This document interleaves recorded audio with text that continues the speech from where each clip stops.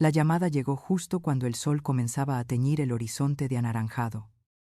Estaba sentada en el balcón de la casa de playa, observando a Mateo, mi nieto, construir castillos de arena con una energía que ya no me pertenecía. Mi teléfono vibró. Un número desconocido. Y un mensaje de texto apareció, helándome la sangre antes de que pudiera siquiera leerlo por completo. No confíes en tu familia, decía una parte, y luego una invitación críptica a una reunión secreta. ¿Qué clase de locura era esta? ¿Una broma de mal gusto? ¿O el principio de algo mucho más siniestro que aún no podía comprender? ¿Quién enviaría un mensaje así y por qué ahora? Cuando todo parecía tan idílico, tan perfecto.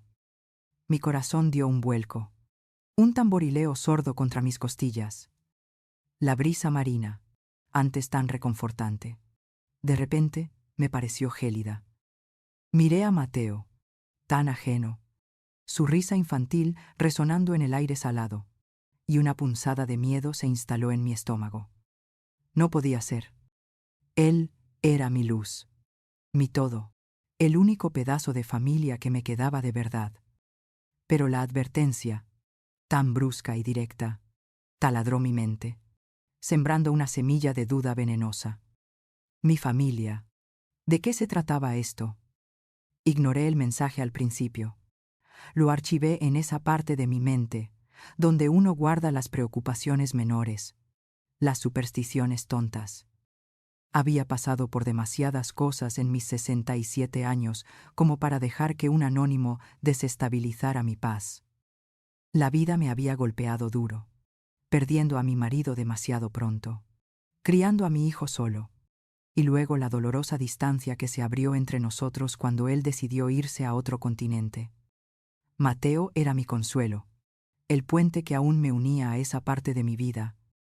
Pero al día siguiente, el mensaje se repitió, esta vez con un detalle escalofriante.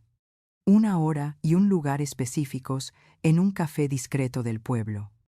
La voz en mi cabeza, la que siempre me había guiado, me susurró que no podía ignorarlo. Había algo en la insistencia, en el tono casi desesperado de los mensajes, que me decía que aquello no era una broma. Mi intuición, forjada en décadas de adversidad, me urgía a indagar. ¿Qué horrible verdad podía estar acechando justo debajo de la superficie de mi apacible existencia? Fui al café. Por supuesto que fui. La curiosidad, combinada con un temor creciente, me arrastró hasta allí, como un imán invisible. Me senté en una mesa apartada, con el corazón en la garganta, sintiendo el peso de cada minuto que pasaba. Un hombre delgado, de unos 40 años, con gafas finas y una maleta de cuero gastada, se acercó a mi mesa. Su mirada era seria, casi urgente. Señora Elena, dijo en voz baja, sin preámbulos. Soy el contador de su nieto, de Mateo y su esposa. Necesitamos hablar. Mis defensas se alzaron de inmediato. Era un desconocido, y ya hablaba de mi familia, de mi nieto. Intenté mantener la compostura, recordándome que debía ser fuerte, pero sus palabras siguientes desmoronaron mi fachada. Están en graves problemas. Señora Elena, y usted también. Me contó una historia que desafiaba la lógica, que parecía sacada de una película de terror. Mateo, mi dulce nieto, el chico que yo había ayudado a criar, el que me llamaba abuela, mi estrella, estaba hundido en deudas de juego monumentales. Mi mente se negaba a procesarlo. Mateo, ¿jugador? No, no podía ser. Él siempre había sido tan centrado, tan trabajador, o al menos eso creía yo. El contador, cuyo nombre era Ricardo, sacó una serie de documentos de su maleta. Eran extractos bancarios, pagarés, correspondencia con agiotistas, todo un laberinto financiero que apuntaba a una espiral descendente. La cantidad era astronómica, mucho más de lo que la fortuna de Mateo o su salario podría cubrir jamás. Mi cabeza daba vueltas, sintiendo un mareo inusual. Traté de respirar hondo, pero el aire parecía negarse a entrar en mis pulmones. Luego, Ricardo soltó la bomba que hizo estallar todo lo que creía saber. Mi nieto y su esposa, Laura, habían ideado un plan. Habían falsificado un testamento, uno en el que yo aparecía como incapaz de administrar mis bienes, desheredada o, peor aún, bajo su total control. Mi casa, mis ahorros, la pequeña fortuna que mi marido y yo habíamos construido con tanto esfuerzo a lo largo de décadas de trabajo honesto, todo iba a parar a sus manos. El solo pensamiento me revolvió el estómago. ¿Cómo podían mis propios nietos, a quienes yo amaba más que a mi propia vida, hacer algo así? Pero lo más escalofriante estaba por venir. Con una voz casi inaudible, Ricardo reveló que habían estado dándome dosis bajas de una sustancia, un sedante, mezclado en mis medicamentos diarios. El objetivo, explicó, era hacerme parecer senil, confundida, incapaz de tomar decisiones, para que un tribunal dictaminara mi incapacidad. Y la frase final, la que me dejó sin aliento, fue que planeaban un accidente fatal que los dejaría como únicos herederos. Me quedé sin habla, mi mente en un torbellino de incredulidad y horror. Las palabras de Ricardo resonaban en mis oídos, cada una como un martillazo. Sentía un frío que me calaba hasta los huesos, a pesar del calor de la tarde caribeña.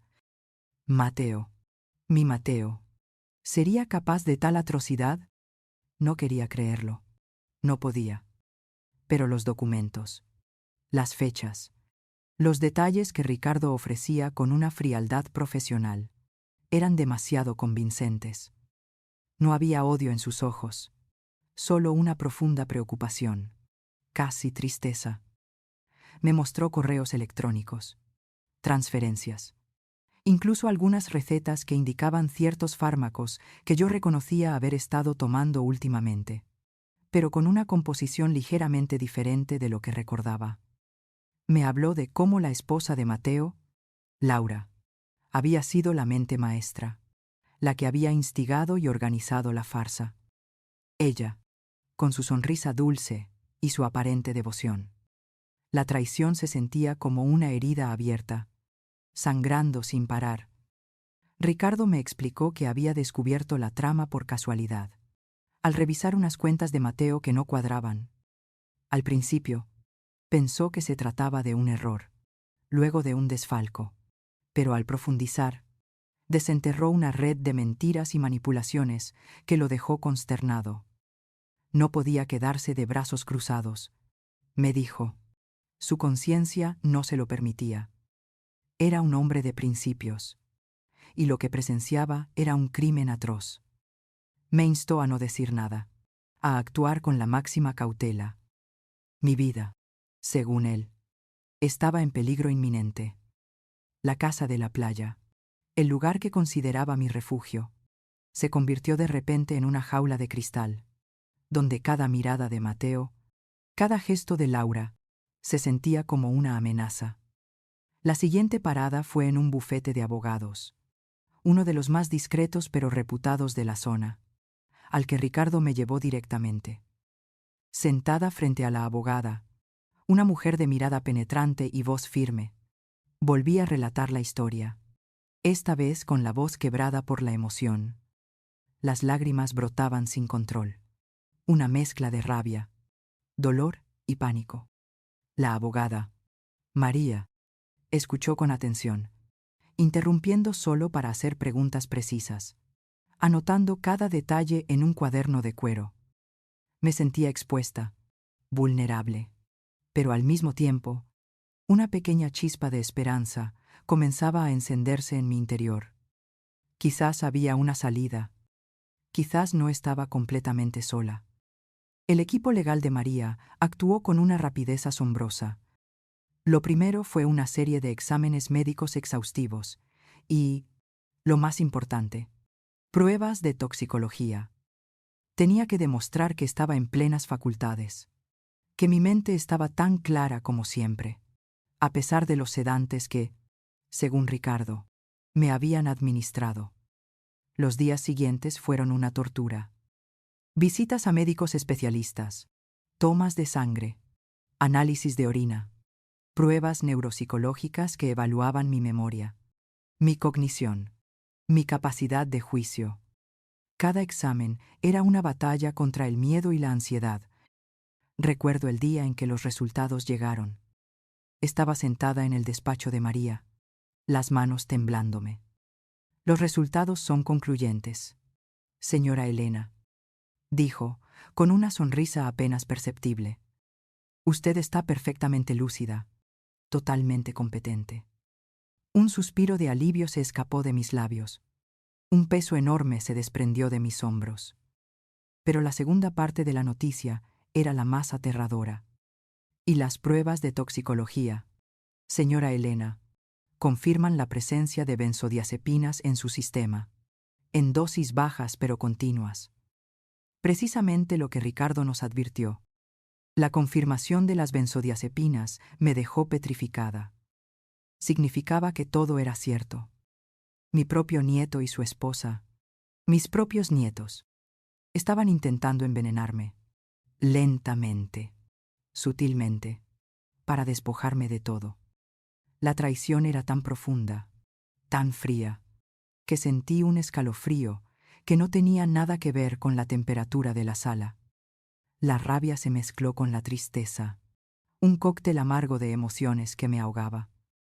Recordé los mareos inexplicables de las últimas semanas, los momentos de confusión fugaz que había atribuido a mi edad. Ahora, todo tenía sentido, un sentido perverso y cruel.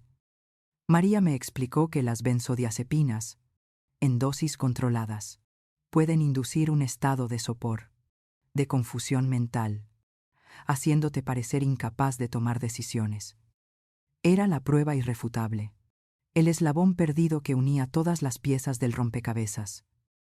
El equipo legal, reforzado con los informes médicos, procedió a solicitar una orden de protección de emergencia.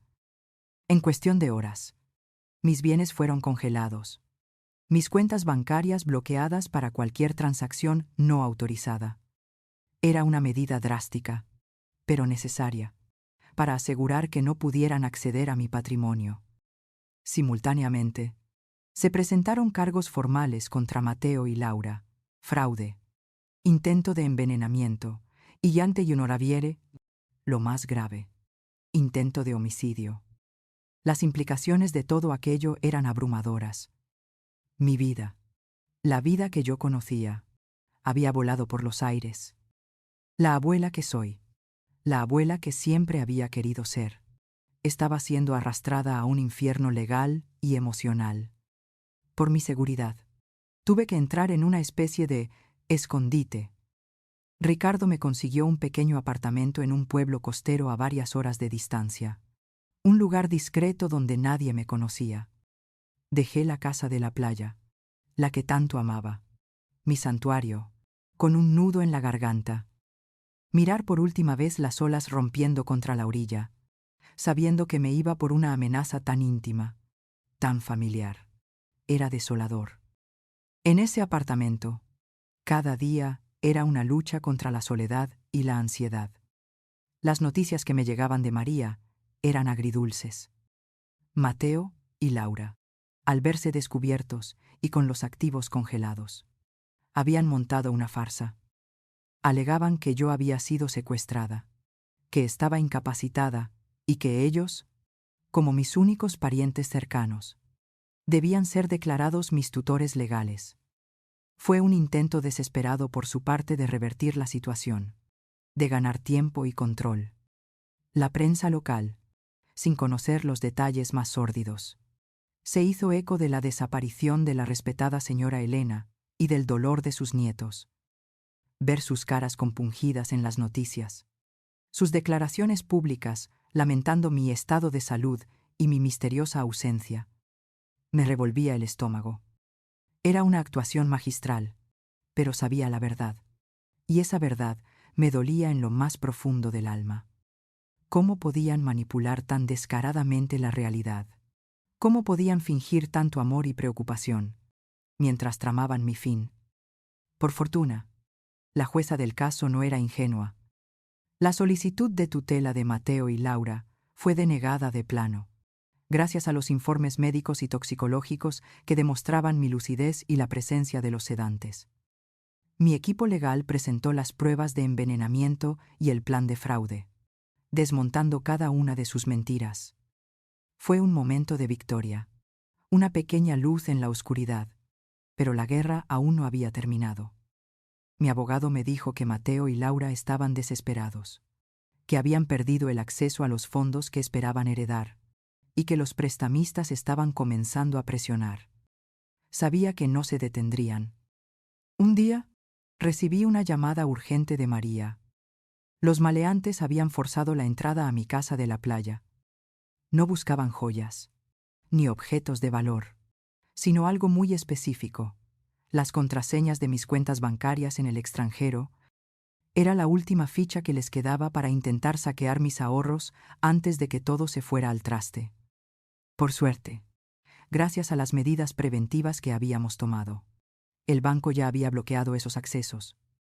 Habían llegado tarde, por un margen de horas. Pero el allanamiento fue la confirmación de su nivel de desesperación. Ya no eran solo las deudas de juego. Había un entramado criminal detrás, una red de extorsionadores que les estaba apretando el cuello. La policía, siguiendo una pista que surgió de la investigación de los agiotistas y del intento de allanamiento, logró rastrear a Mateo y Laura hasta una remota casa de vacaciones en la montaña, a unas horas de la costa. Habían huido, acorralados, sin salida. El operativo policial fue discreto pero contundente. La casa fue rodeada. Francotiradores apostados, coches patrulla bloqueando las carreteras. La noticia me llegó a través de María, quien se apresuró a informarme de la situación. La tensión era palpable. Sabía que Mateo podría estar armado, que su desesperación podría llevarlo a cometer una locura. Fue entonces cuando tomé la decisión más difícil de mi vida. Le pedí a María que contactara a los negociadores de la policía. No quería que aquello terminara en violencia. No quería que Mateo, a pesar de todo, se hiciera más daño del que ya se había hecho. Quería hablar con él. Quería entender. Quería que se detuviera. Mi propuesta fue recibida con escepticismo por la policía, pero ante mi insistencia y el apoyo de mi equipo legal, finalmente accedieron. Primero, una llamada telefónica, bajo supervisión. La voz de Mateo al otro lado sonaba ronca, quebrada. Había miedo en ella, y una punzada de algo que sonaba a arrepentimiento. Le pedí que se calmara, que dejara las armas. Él se negó, balbuceando excusas, acusaciones, quejándose de la injusticia. Fue en esa llamada cuando le dije las palabras que rompieron su resistencia. Mateo, le dije, mi voz lo más serena posible, a pesar del temblor interno. Sé todo. Sé lo de las deudas, lo del testamento, lo de las medicinas. Sé lo que planeabas. Pero aún así, te amo. Siempre te amaré. Por favor, detente. Detente ahora, antes de que sea demasiado tarde. Hubo un silencio sepulcral al otro lado de la línea. Sentí como mis propias lágrimas rodaban por mis mejillas, empapando el teléfono. Era el amor incondicional de una abuela, incluso ante la más cruel de las traiciones. Fue ese amor, creo, lo que lo hizo dudar. Después de esa llamada, me reuní con la policía y el equipo legal. Sentía que necesitaba verlo, que necesitaba hablar con él cara a cara. Era una locura, lo sabía, un riesgo inmenso, pero mi corazón de abuela me lo exigía.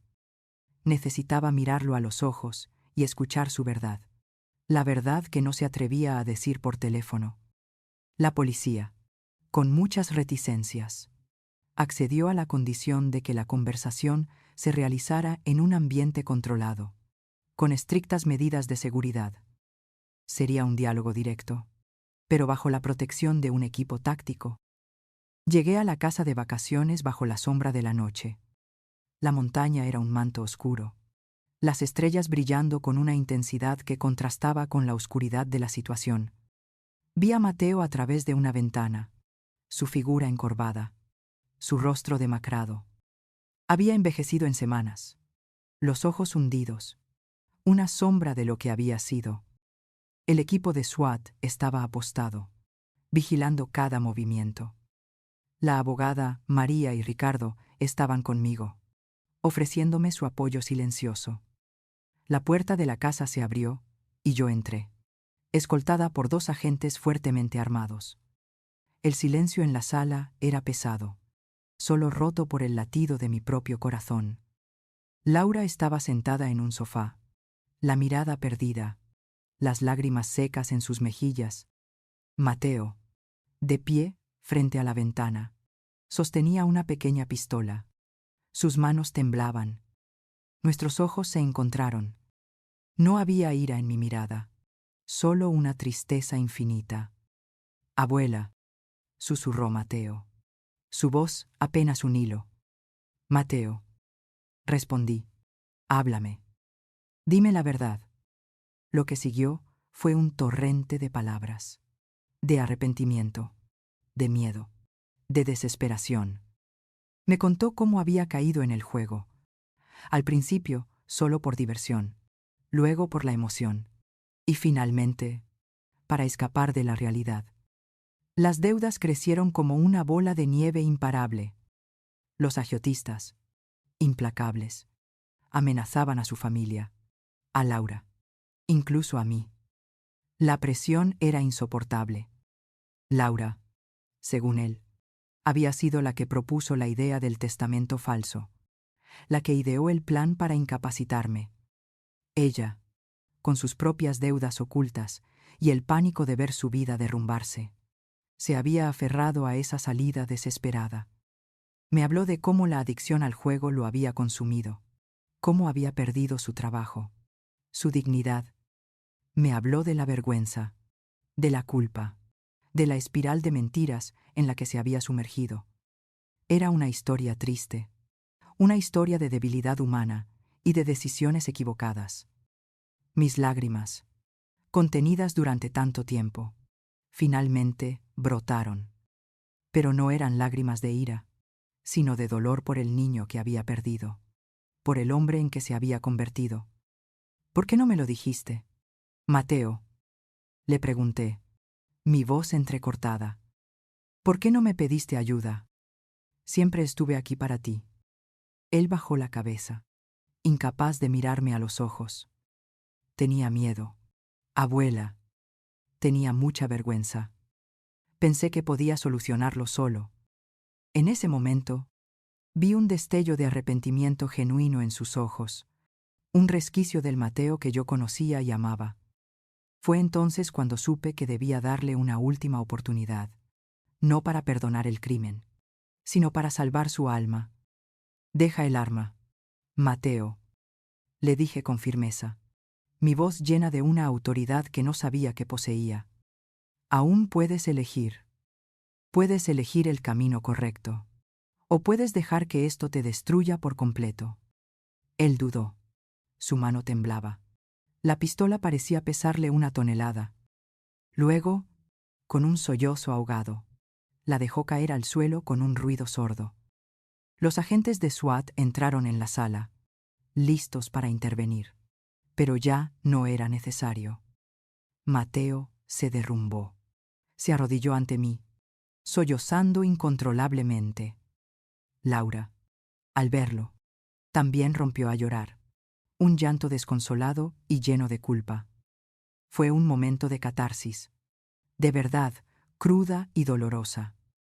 Los agentes se llevaron a Mateo y a Laura, esposados, pero no sin antes darme una mirada de respeto. Yo me quedé allí, en medio de la sala, con el corazón roto, pero, extrañamente, también en paz. La verdad había salido a la luz. La violencia había sido evitada. El arresto de Mateo y Laura fue el comienzo de un largo y doloroso proceso legal. Fueron juzgados por fraude, intento de envenenamiento y conspiración. Las pruebas eran abrumadoras. Mi testimonio, el de Ricardo, los informes médicos, los documentos falsificados, todo apuntaba a su culpabilidad. Durante el juicio, se destapó la magnitud de las deudas de juego de Mateo, que ascendían a una cifra escandalosa. Sus declaraciones, llenas de arrepentimiento y miedo, abrieron una ventana a un mundo oscuro de prestamistas abusivos y redes de juego ilegales. Laura, por su parte, intentó minimizar su participación, pero la evidencia demostró que había sido la principal impulsora del plan de envenenamiento y falsificación del testamento. Fueron condenados. Por supuesto. Mateo recibió una sentencia menor que Laura, considerando su adicción y el arrepentimiento que mostró, así como la presión de los agiotistas. Laura, al ser la mente maestra detrás del plan de envenenamiento y manipulación, recibió una pena más severa. Verlos ser llevados a la cárcel fue una experiencia agridulce. Sentí una punzada de dolor por el futuro que habían destruido, pero también una sensación de justicia. La ley, a pesar de todo, había prevalecido. Las declaraciones de Mateo y Laura durante el juicio, especialmente sobre la red de agiotistas a la que estaban atados, desvelaron una operación criminal mucho mayor de lo que se sospechaba. Sus testimonios, combinados con la investigación de Ricardo y la policía, llevaron a una operación a gran escala que desmanteló una importante red de usura y juego ilegal que operaba en toda la región. Muchos otros fueron arrestados, sus negocios ilícitos desmantelados. Fue un rayo de luz en medio de la oscuridad, una señal de que de las tragedias a veces pueden surgir cosas buenas. Mi dolor no había sido en vano. Había contribuido a desmantelar una red que destruía vidas. Con el paso del tiempo, mi vida comenzó a reconstruirse. Aprendí que, aunque las heridas de la traición nunca sanan por completo, se pueden transformar en cicatrices que narran una historia de supervivencia y fortaleza. Mis bienes fueron descongelados, mi patrimonio recuperado. Pero la experiencia me había cambiado. No podía quedarme de brazos cruzados sabiendo el sufrimiento que otros ancianos podrían estar experimentando. Decidí usar mi fortuna y mi experiencia para ayudar a otros. Establecí una fundación, el Fondo Elena para la Protección del Adulto Mayor, dedicada a proteger a las personas mayores del abuso financiero y la manipulación emocional. Recorrimos el país, dando charlas, educando a las familias y a las comunidades sobre los peligros de la manipulación y la adicción. Ofrecíamos asesoramiento legal gratuito y apoyo psicológico a las víctimas. Quería asegurarme de que nadie más tuviera que pasar por lo que yo había pasado. Mi casa de la playa, la que había sido testigo de tanta felicidad y tanta traición, la transformé en un centro de recuperación, no para adictos al juego, sino para ancianos que habían sido víctimas de abuso financiero o manipulación. Un refugio donde pudieran sanar, recuperar su dignidad y aprender a confiar de nuevo. Las olas, que antes me traían recuerdos de angustia, ahora susurraban promesas de esperanza y renovación. Era un lugar donde la gente podía encontrar una segunda oportunidad, un lugar para reconstruir sus vidas fragmentadas. En cuanto a Mateo, mantuve una distancia segura. No le negué mi amor, ni la posibilidad de una redención. Pero establecí límites claros. La confianza, una vez rota, es casi imposible de reparar por completo. Le escribía cartas ocasionalmente. Le deseaba lo mejor. Pero dejé claro que no había atajos para la reconciliación. Tenía que ganarse su camino de vuelta, no a mi patrimonio, sino a mi corazón, a través del arrepentimiento genuino y el trabajo arduo en su propia recuperación. La dignidad, la verdad y la oportunidad de un nuevo comienzo eran mis prioridades ahora, no solo para mí, sino para todos aquellos que habían sido heridos por la oscuridad de la avaricia y la adicción. Mi historia, una vez marcada por la tragedia, se había convertido en un faro de esperanza para otros. Un testimonio de la resiliencia del espíritu humano y del poder transformador del perdón. Incluso cuando no siempre puede haber un olvido completo.